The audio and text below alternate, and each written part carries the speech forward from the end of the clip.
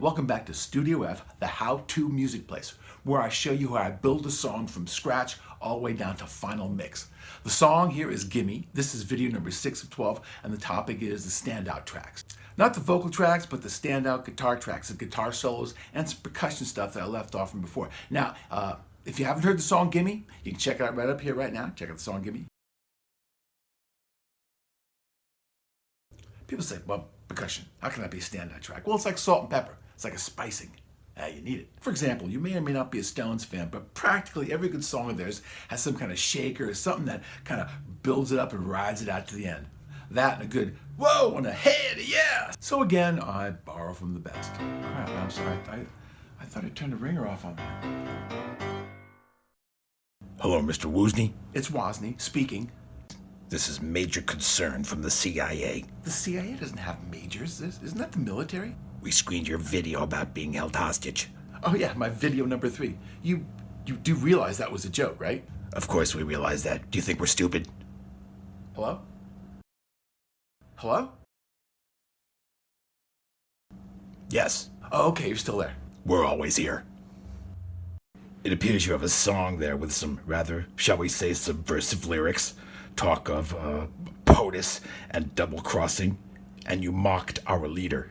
You know, just poke fun, have a little fun, you know. Go to your mailbox. Go to your mailbox. What? What? Go to your mailbox. What are you, stupid?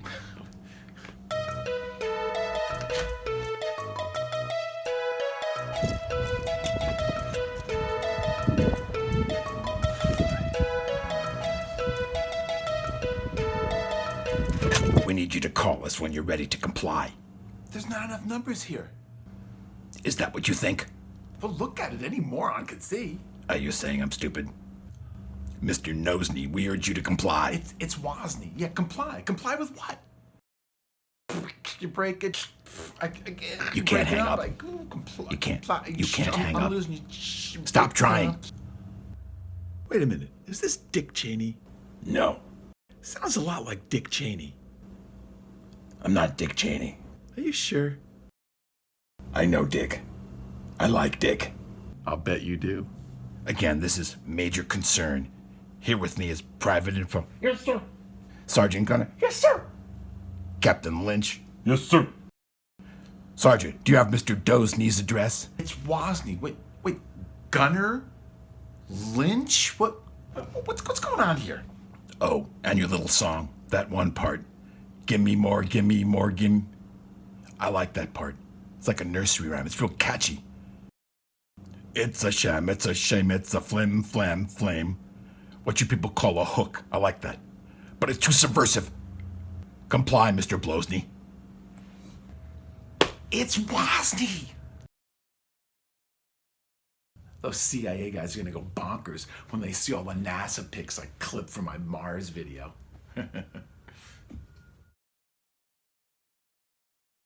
Okay, picking up where we left off, the standout tracks. Left off last week with video 5 with a bass, plenty of rhythm guitar tracks, a decent drum track. Now we're gonna add the solo guitars. I left space for the solo guitars. And I'm gonna add some percussion as well.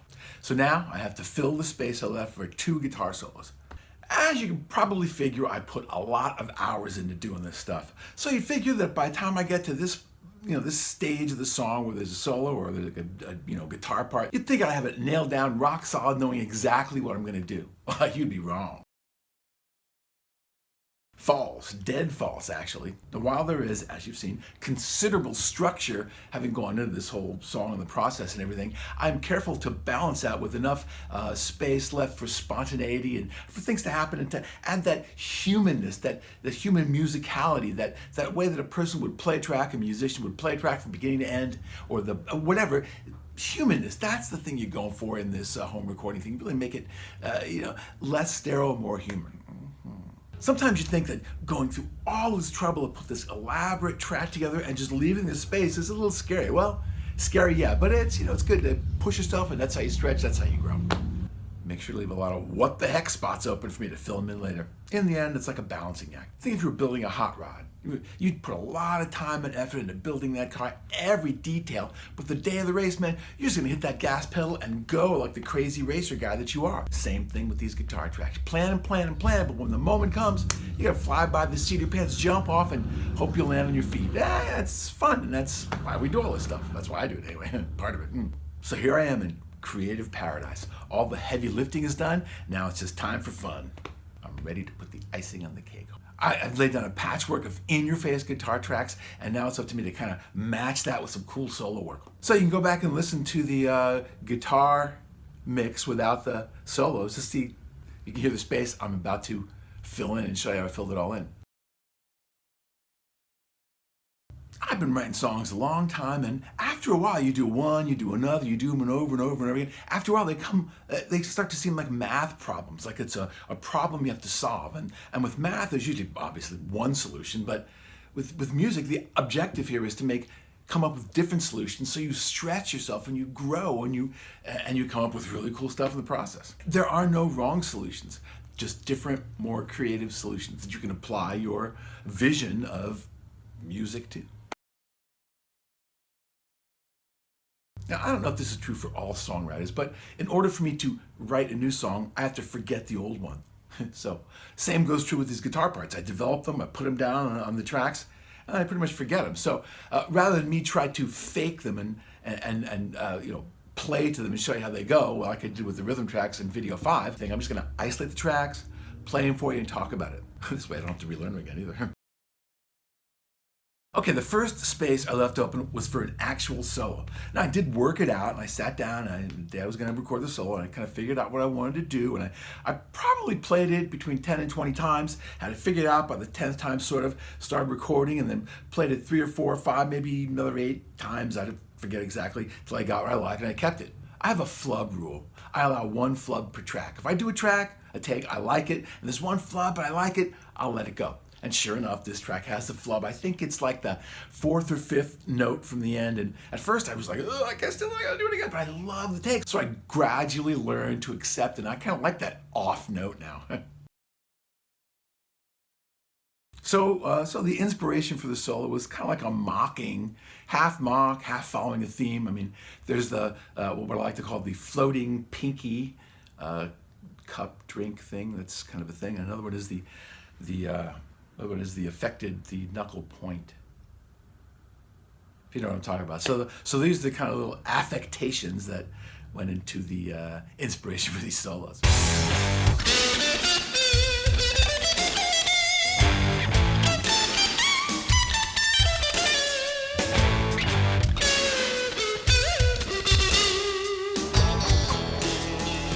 So halfway through the solo, the chord cycle repeats, and I wanted to do something different. So I kind of played off that whammy bar Strat guitar, the diving guitar, with kind of a droney part that did a climb as the whammy bar went down, and then one last little riff for the open space. And then I came back to finish it off with kind of like a, I guess you'd call it a European car siren to follow one more whammy dive, which is kind of following the theme, back to following the theme.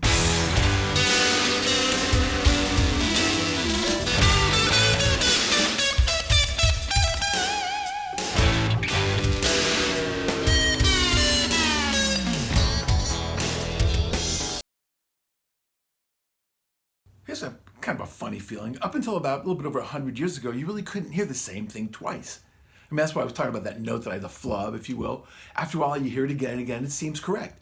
But that's only a result of being able to listen to recorded music. Like I said, up until 100 years ago, you couldn't do that. So it's kind of a funny thing to think about. It's a funny thing to think about. That's a novel concept to consider. Novel concept to consider as a musician. With the horns already. So that covers the first solo, if you will. The second hole I left was longer and kind of odd, and I had more to fill up. Another solo? Nah. I think I'll come up with a duet. Yeah. This is a good time to talk about kind of a nutty concept. The notes themselves are like magic beans. You put them together any which way, and they kind of know what to do. They have a mind of their own. You know, like when you're putting together a melody, they're like a swarm. They just kind of, they fit together. You could do them any which way, and they just kind of work, and they just know what to do. It's like, Add water. Your emotions being the water, the dirt being your musical knowledge. Put it all together, you got magical beans. I go through this kind of exercise to help thinking that there is no wrong way to do it. There's only varying degrees or better ways of doing it right.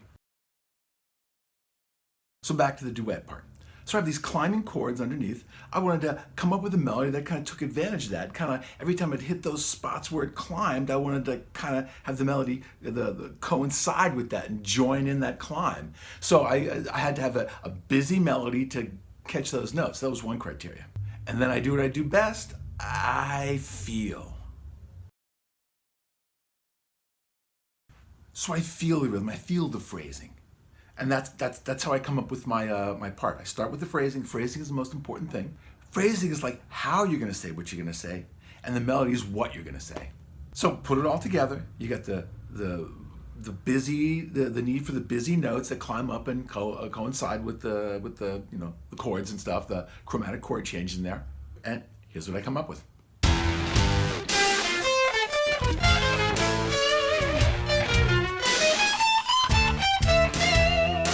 So the first two bars, the first two parts of the solo were driven by those ideas. And then I do what I always do, which is back to the call and response, which always works. So I take that idea and I just style it accordingly with a little different melody, a little different feel. Usually I think, oh, solo, energy, you gotta climb. But this time I kind of did something different. I kind of took it, started the climb, then went back down again to kind of settle it on out, to kind of woo, because it really wasn't at peak yet. So, and here's what I got.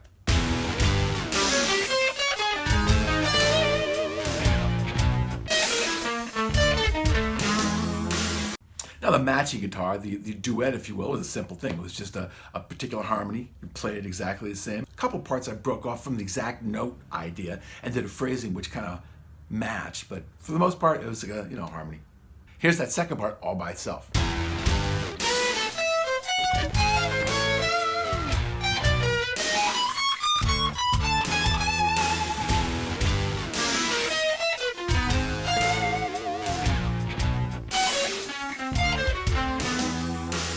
Now, here are both parts together.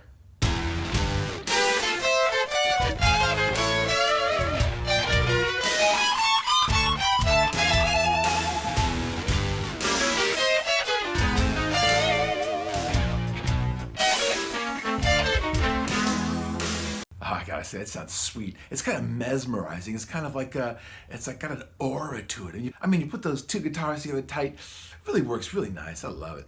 Once again, the magic beans at work. And of course, with overtones and harmonics, every note is within every other note. That's why everything blends together and fits so well. That's why the beans are magic. Now, there's one other mystery guitar track that I didn't cover in the previous guitar video, which is, when I got to this, duet part, the bass is chugging along, the drums are cooking along, but it seemed like the bass was so lonely and thin with all this guitar work going on top, so I added a double. I just doubled it and kind of give it a nice fat or a grind sound, double it. Here's the bass alone.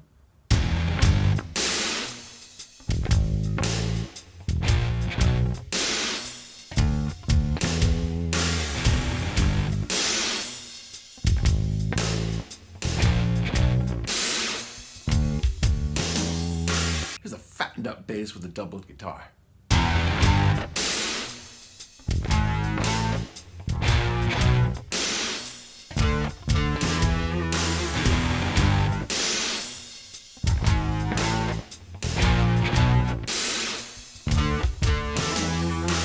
But I still had another section to fill out, a really odd kind of, I left it purposely odd with the loopy tail kind of, of combing back in. So now I got to fill out those parts. So I took the same two guitars, same two tracks, same two patches as the harmony guitars, but this time I had them do different lines, same phrasing, but just different lines, and they kind of landed together. So here's the first one.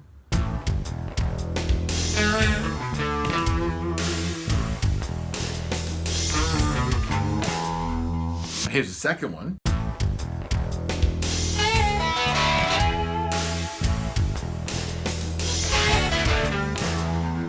And here they are both together.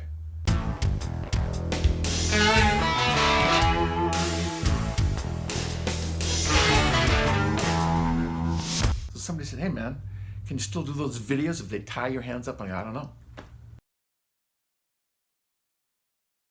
Now, what would ordinarily be a happy accident, in F world, it's a fappy accident. What I'm talking about here is, at the end of these two guitar tracks, they both land on the same note, and they were both pretty well compressed. So when they hit that note and the space happens, it's really cool swell, kind of took over. And I didn't plan for that, but there it was. Fappy accident, very cool. So that's it for the standout guitar tracks. What we have left now are a couple of standout percussion tracks. Now, normal thinking is, how can percussion be standout? Well, it's like a feather in a hat. You know, it's an ordinary feather, ordinary hat. Put them both together, you got a statement. So percussion is a shine on a new car. It's like a crease in a new suit. It's the thing hiding in plain sight. In the case of Gimme, there are three elements to the percussion tracks. There's the tambourine, there's a shaker, and in the very beginning, there's a few bongo taps.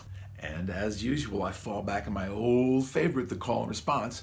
So the tambourine and the shaker kind of work in a call and response kind of a way, alongside the groove drum tracks. Here's what that sounds like from the third verse, where everything's in full swing.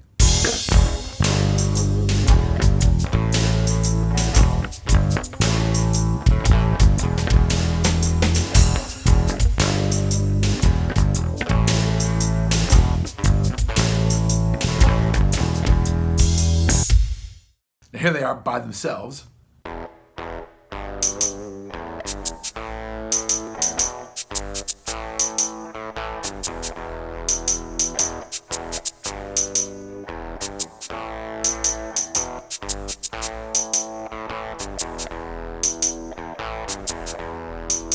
Here's the tambourine and the shaker all integrated with the drum groove together.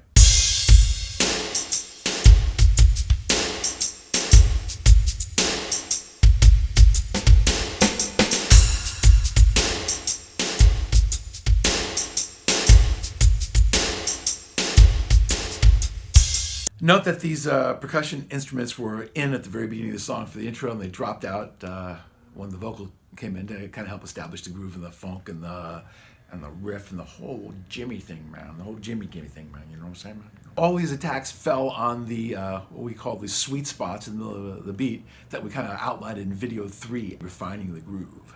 Lastly, we have the 4 little bongo taps in the intro. I put this in so early I forget even why, but as an afterthought, but now that I think about it, they're kind of misleading, which I kind of like, given the theme. Nicely misleading they are, yes. They would be obliterated anywhere else in the song by all the crunching guitars, so intro, that's where they are only.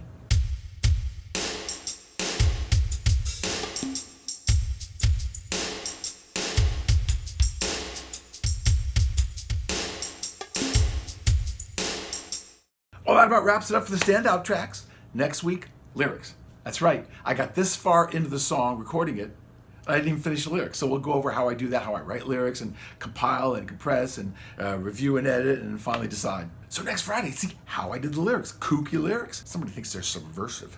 Huh? Go ahead. Oh, and please subscribe to my channel here if for no other reason than to piss off the CIA. Keep those guys on the job. And don't forget to check out my Mars song. And see you next Friday at 4 for the lyrics. Lyrics, man.